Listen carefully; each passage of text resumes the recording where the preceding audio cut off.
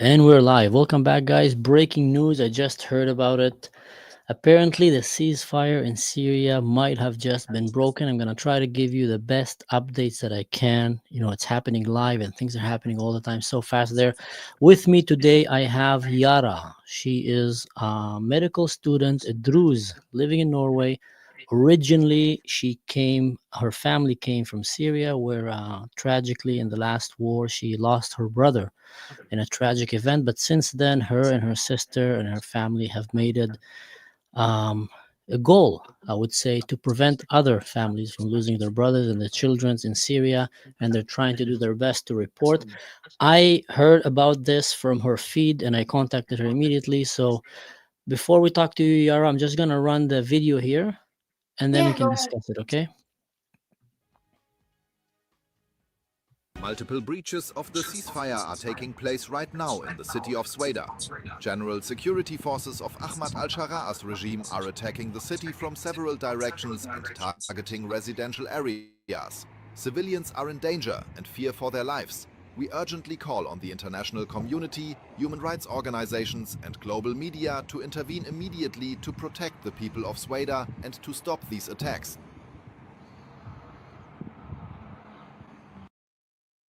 Did you know that this man visiting the White House was so we're going to talk about this one after. But Yara, thanks for coming on the show. Yeah, welcome. Can you tell us a little bit what is happening? Yeah, so every day or let's just talk about what happened before this, because when the Syrian security forces came into Sweida and everything was heated up in July, everything didn't go great again, but they at least got the terrorists out of the city center called Sweida. And now they're actually still in 36 villages that are to Sweida. So every day they break the ceasefire and try to come in to the remaining villages and also to the city center in Sweida. And the reason that they try to come in isn't just to take over Sweida, it is to kill everybody there and to declare jihad on them, like they did 1 month ago and still is trying to do today. But today they fired some pretty great bombs at us and at civilians in Sweida. And it started around, I would say, 9 o'clock here, 9 p.m. So it must have been 11 p.m. In Sweida. And they It's a night started again. once It's again. night again, just like it started in the middle of the night, just like they did last Yeah, in the time. middle of night. It always starts in the night, sometimes at the daytime, and sometimes actually multiple times a day. But this time it was like 2 hours, three hours ago.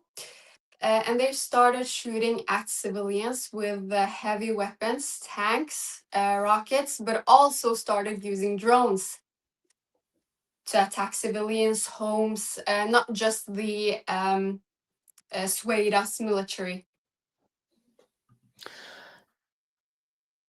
We're getting from all kind of sponsors from Turkey, from Qatar, and Yeah, since the exactly. siege was lifted from Syria, and now the government have money, they have more money to buy weapons to kill their own civilians, which is Christians, Druze, Alawites.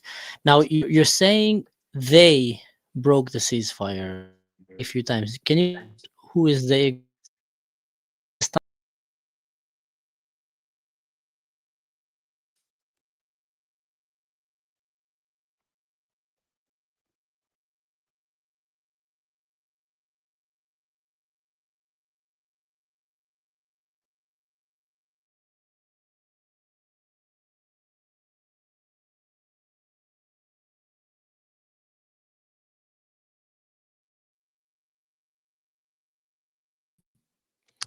Sorry, I think my internet fell down. You were here by yourself. There, am I back? Because I think I just got kicked out. But I can't hear you, Mansoor. Can you hear me Can you now? hear me? I hear you. Let me just see 1 second. Can you hear me? No. Let me try to go out and then come back in again. All right.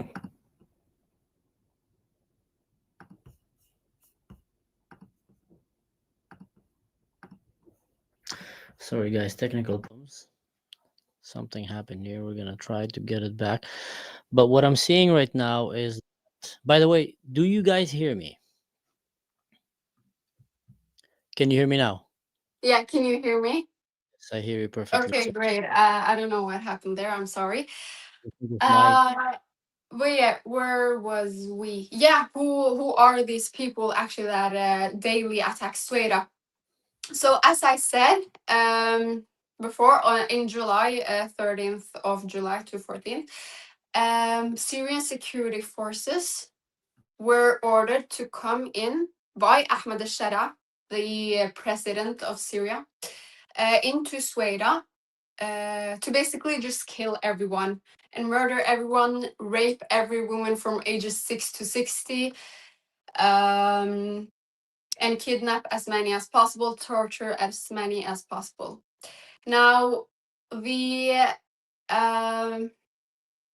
actually people get very surprised when I say this, but it was actually around 800 terrorists from the Syrian security forces that came into Sweden. And people think that I'm exaggerating when I say that number. But the truth is that in the weeks of July, when the Syrian security forces came in, it came those like a bunch of groups every hour, maybe.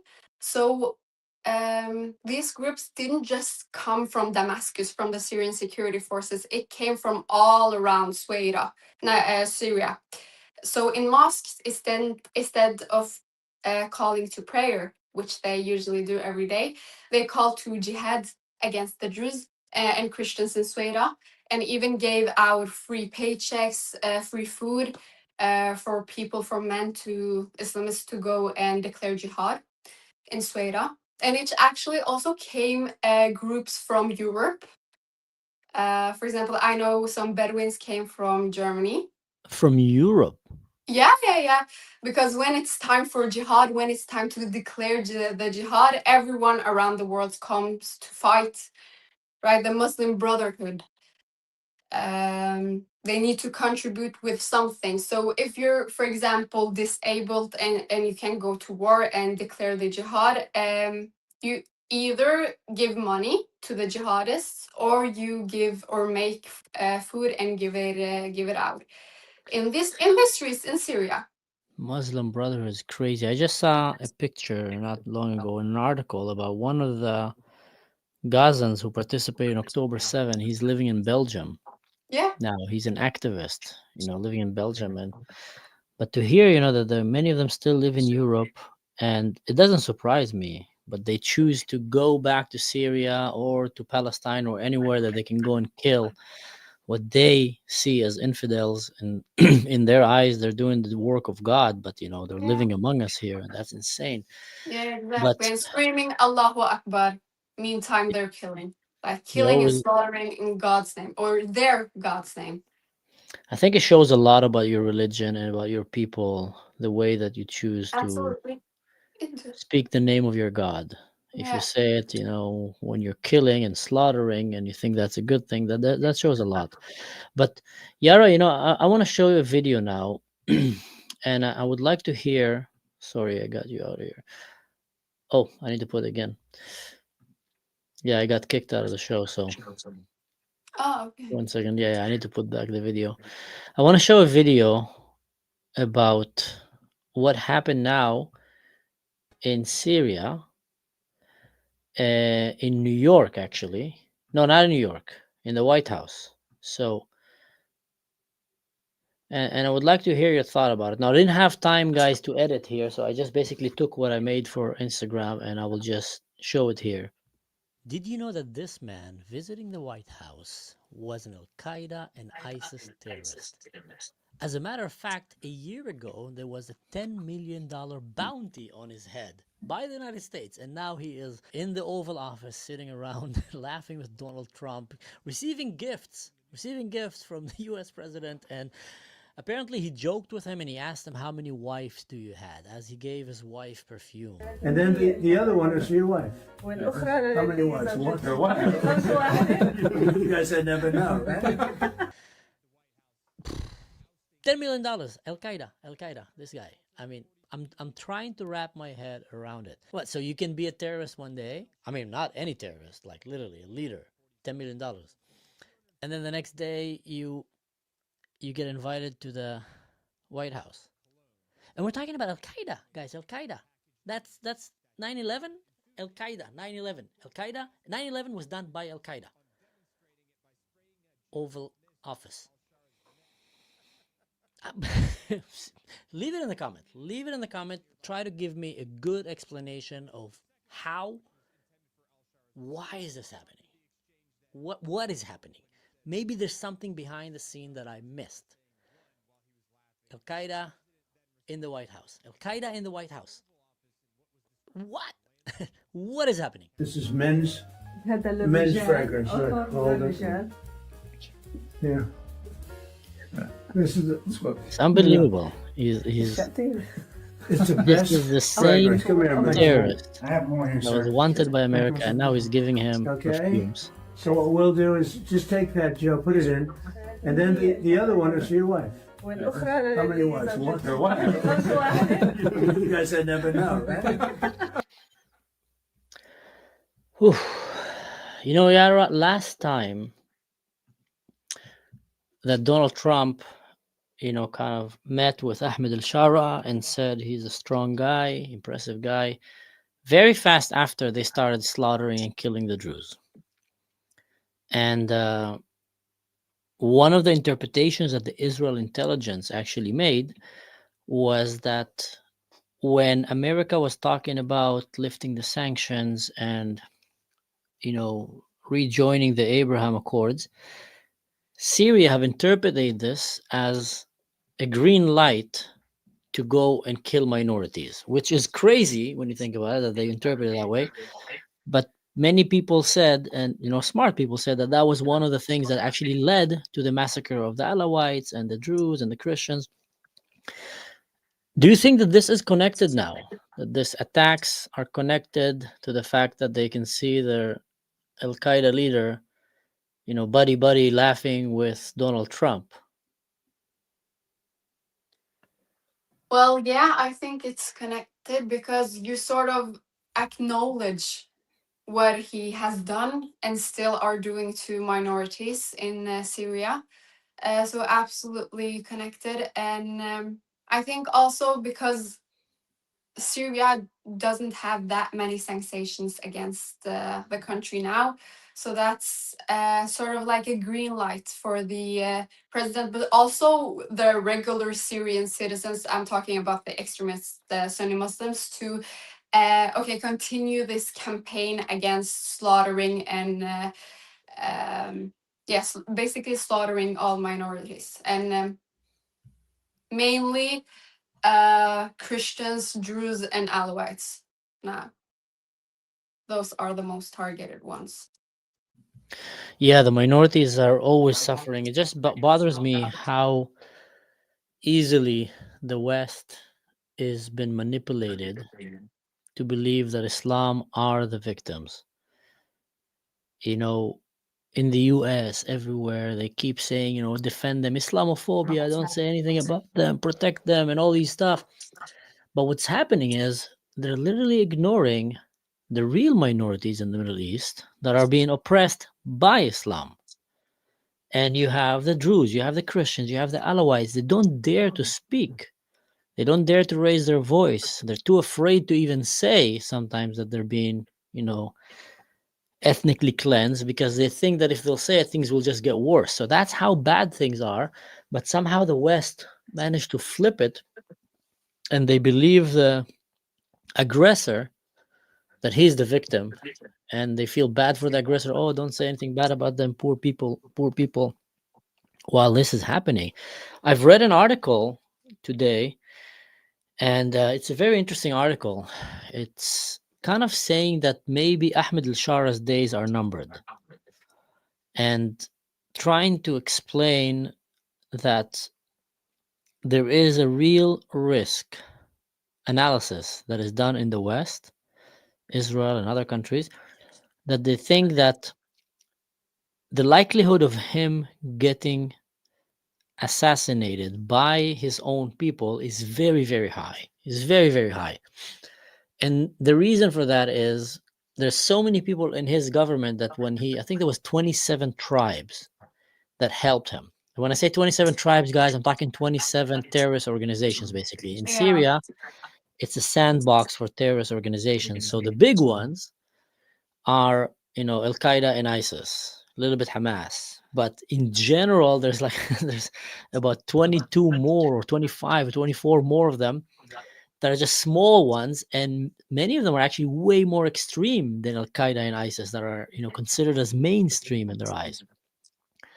And they helped Ahmed al-Shara seize the moment when Israel weakened Iran and Hezbollah, and they went and took over Syria in a blitz, basically. Mm. And part of it was their demand that Ahmed al-Shara, which is the anointed one in their eyes, will help them establish the Muslim Sunnah Ummah, Salafi kind of Sunnah over Syria. And part of that was to exterminate all the kuffars, all of them. Basically, a caliphate, a new rising caliphate. Exactly. Basically, as per the Quran, per the dictionary of the caliphate, they want to establish their caliphate. Exactly. And now al-Shara, he knows, you see, the average numbskull jihadist in Syria have no teeth, he just finished around humping a goat somewhere, forgive my language here. And, he comes back and he really believes that Allah is gonna give him victory, and that him and his uncle and cousins, and they're all inbreds there, like many of them, are gonna go and destroy Israel, destroy America, and take the West. And then, ride a bunch of dolphins and jump on a nuclear submarine, break it down to AK-47, go inside, Allah Akbar, take the nuclear submarine, then swim again, jump on his dolphins or an orca, go to Israel, jump on a donkey, and go around and start just killing everybody. And that's what's going on in their head. He just Yeah. played it in a GTA Crazy. Palestine version, and that's like, they literally believe this nonsense. So when they see what's happening, they think Allah gave us that. They deny, everything that is happening in the world. They don't know geopolitics. They don't know science. And Ahmed al-Shara, in their eyes, was there because he was doing the job of Allah. But now they expect him to go and massacre all the Druze, all the Christians, all the Shiite, all the Alawites, basically everyone there, all the Kurds, the Yazidis, Ismailis, just any minority, you name it, they Yeah. want him to kill. Yeah. Yeah. And he knows he can't do that, because he knows if he does that, Israel will take him down.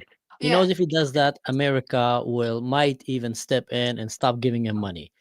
So he is really placed in that place of to play these games.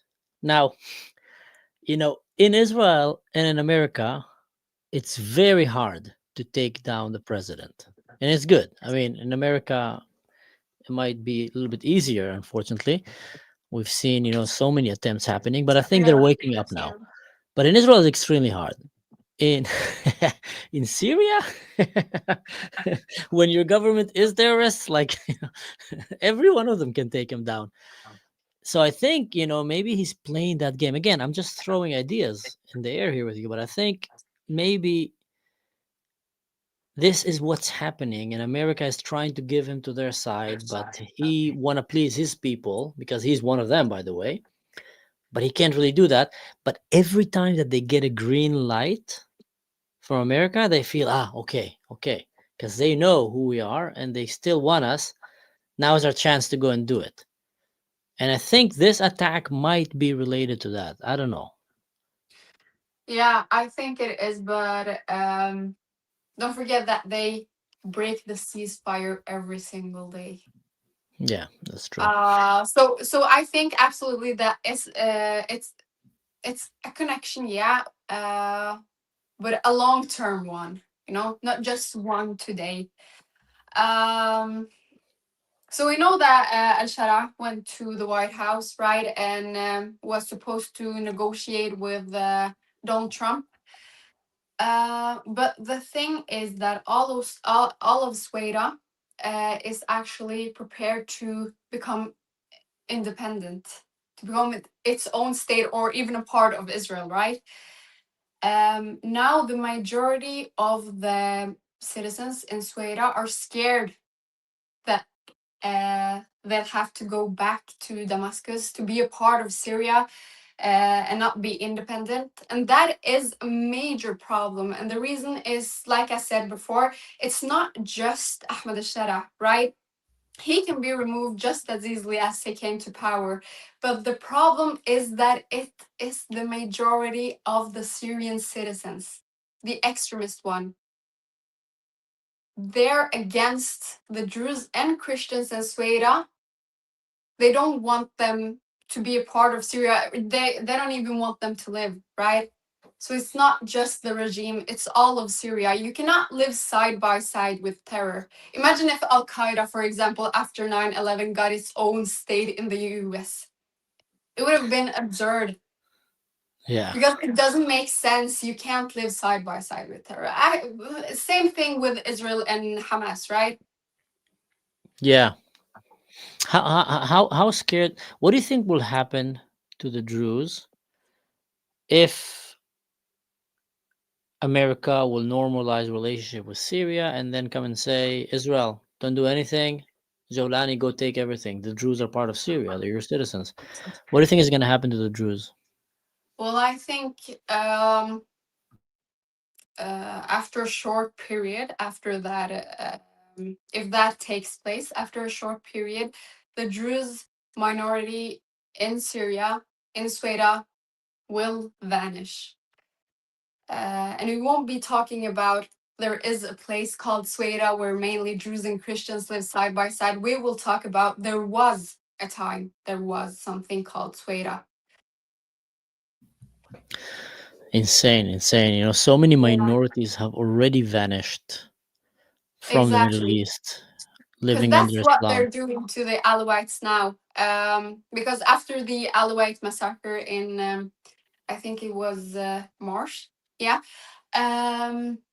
they came into the Alawite villages, killed as many as possible, slaughtered, tortured, and raped. And after that, they stayed inside those villages. So now the Alawite people doesn't dare to come out and go to the grocery store or even just be outside their house. And every now and then they kill someone here, kill someone there, so they don't get reactions and uh, comments and feedback on what they're doing.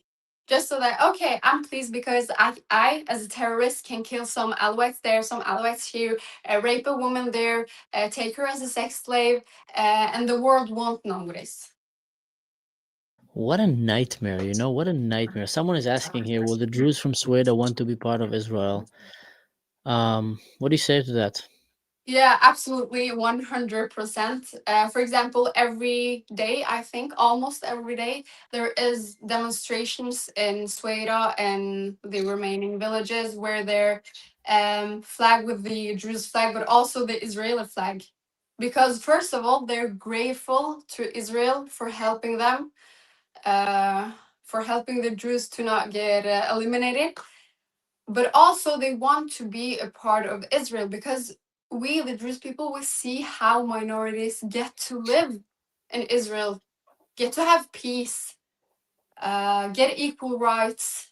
And I think if that happens in the future, we could talk about, okay, how hard will it be to the for the Jewish people in Sweida to adapt to the Israeli culture? But I think it wouldn't be that hard because Sweida is like its own country compared to other places in Syria. We have democracy, equity, equality. It's not like other type of people or religions that the woman need to be under the man's shoes, if you know what I mean. So absolutely. Yeah, and I think in general, the Druze are not a colonizing religion. They're not a terrorist supporting religion. They don't have the concept of, you know, suicide bombers and going around and becoming shaheeds, by killing Yeah. yourself and killing others. That doesn't exist in the Druze religion, doesn't exist in Christianity and many other religions. We know which one it does exist in, but we're not going to say it here for the sake of the algorithm. But you know, here is the interesting thing. Hearing you, a Druze from a family in Syria that I'm quite positive, you didn't grow up in an Israeli house. You didn't grow up, talking about Israel too much. You grew up in a Syrian house. You grew up from a family from Syria. You were going, on vacation base to back to Syria. You're originally from Syria. Sitting here and saying we want to go to Israel, we want Israel to take us.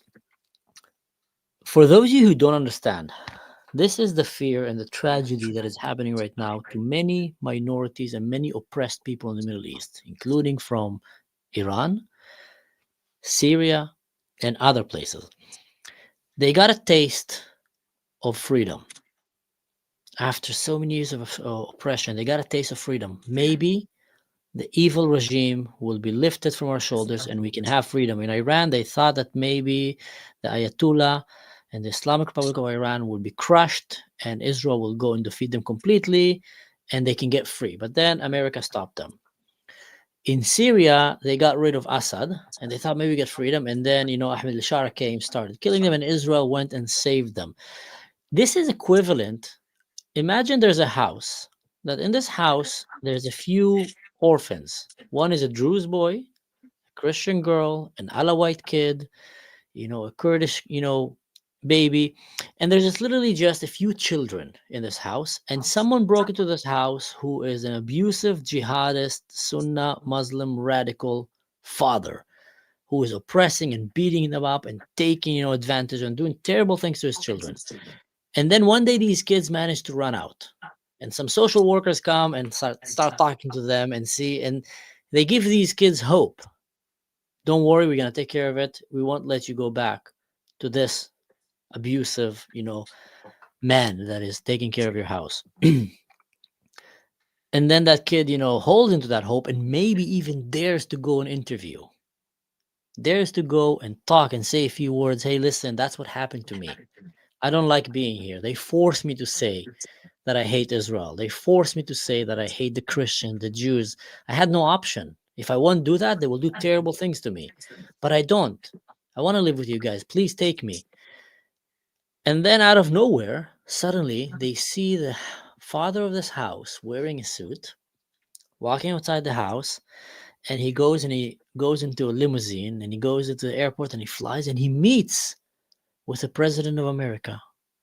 And he meets with the president of France, and he meets with the same head of the offices, these social workers and police that spoke to him. He meets with them, and they're all shaking hands, giving him perfumes. Can you imagine how terrified these minorities are? They got a taste of freedom.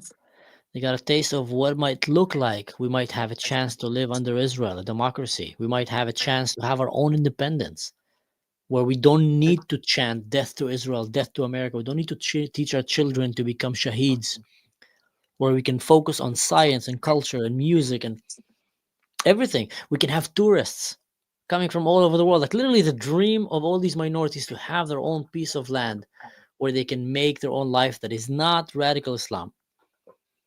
And then all of that is being kidnapped from them right now. Again, this dream, same thing with Iran.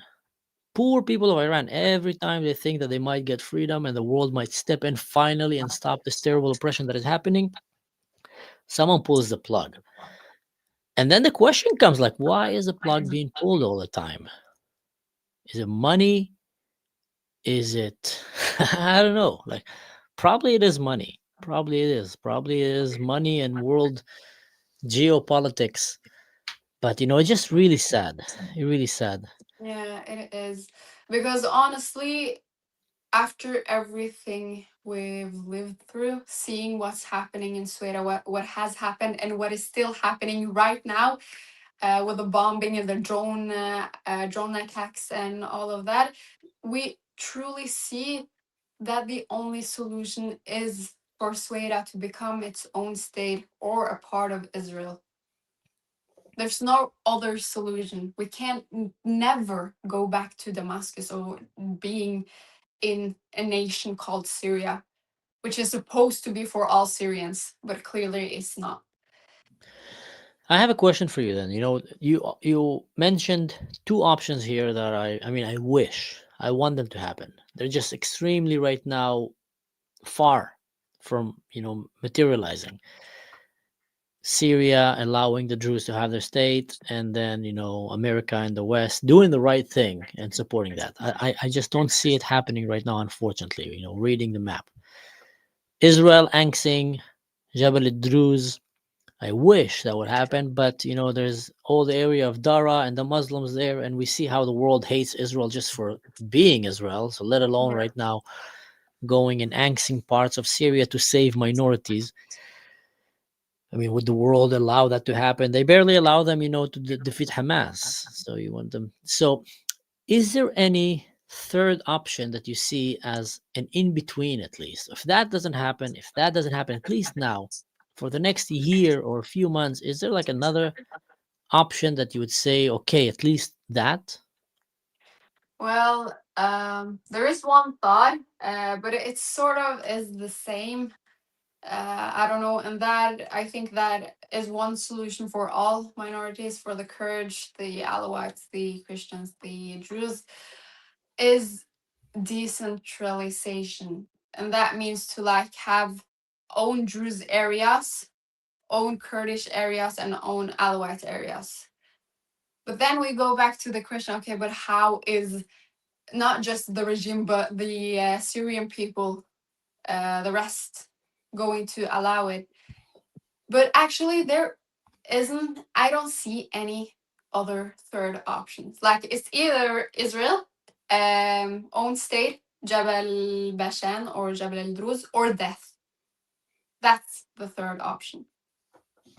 Yeah, I agree with you. I think I think any other option that is not giving minorities their freedom and their own autonomy is meaning death, either sudden, fast, brutal death or a slow death.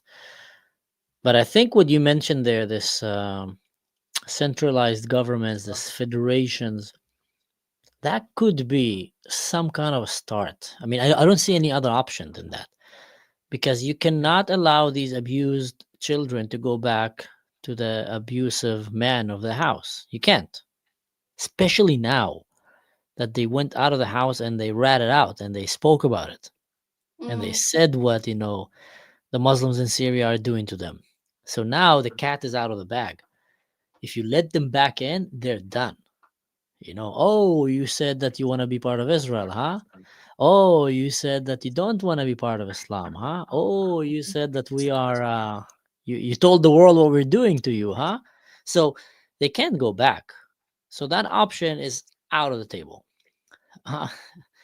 So that leaves that third option that you mentioned. I think that is the most reasonable, at least to start with that. Yeah, the start, at least the start. But and then we have to get these terrorists, these Bedouins, all these security forces that are left in the villages, the which are still besieged. They need to get out completely, and then just have the Druze territory for itself.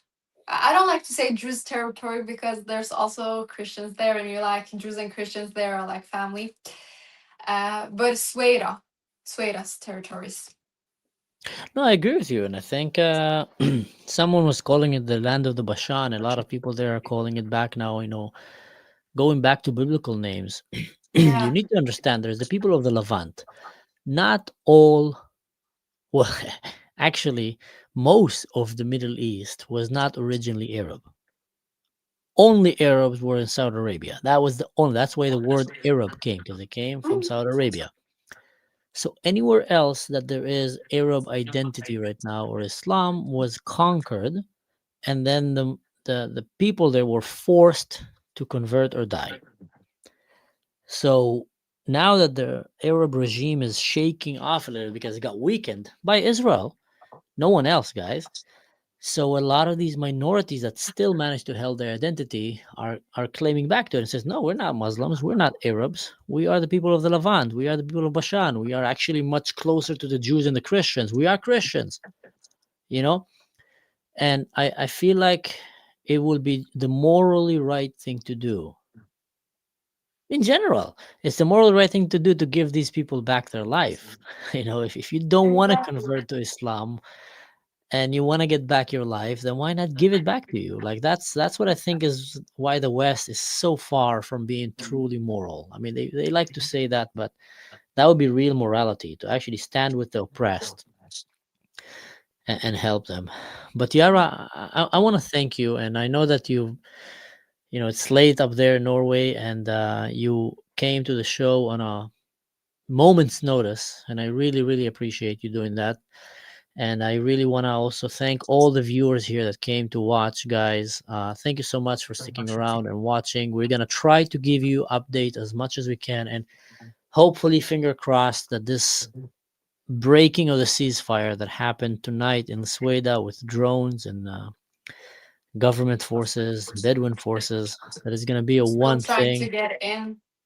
They're trying to get in and wipe out the Druze again. Hopefully, the Druze can fend them off and kick them, and hopefully, you know, America and Israel will put some pressure to make sure that it doesn't happen. I know that Israel said hand off the Druze, and I Yeah. really hope that they stand still behind it. I do believe that they will, you know, because there's a lot of people that love the Druze in Israel, and there's a lot of Druze in Israel that for them this is a red line. You know, Yeah, we're of not going to course. let Yeah. our brothers be, you know, massacred. So hopefully nothing will escalate, but we will still. I'll be here, try to update you if needed on a daily basis, guys. And Yara, you're always invited to my show to come. Thank You're, you, you Marcel. know, very pleasant to talk with you, and I really hope that you and your sister and your family are doing well. By the way, I think I'm supposed to having a podcast soon with your mom. Yeah. Did you True. know that? Yeah, yeah, we talked about it. She told Oh, me. we'll talk to you. Okay, I thought I'll talk to your sister about it. Oh So no, yeah. she talked to me and told me, but Ah, you told me as well, actually. okay. So yes, Yara's mom said she want to share a beautiful story of how did they grow up in Syria as Druze thinking about Israel, and what changed and when did it change. And I think that's a fascinating story to hear. Yeah, it So is. I'm gonna try to do that podcast with her. It's probably gonna be in Arabic. And I don't speak Norwegian, but if it does, then we'll give you the best translation that we can to it. But anyway, guys, stay safe, stay tuned, and like I always say, just don't do anything stupid. And in this case, really stop falling for a bunch of jihadists when they lie to you and they tell you that they're the good guys suddenly, or when they tell you that they're the victims. They're not. Thank you, Yara. Okay.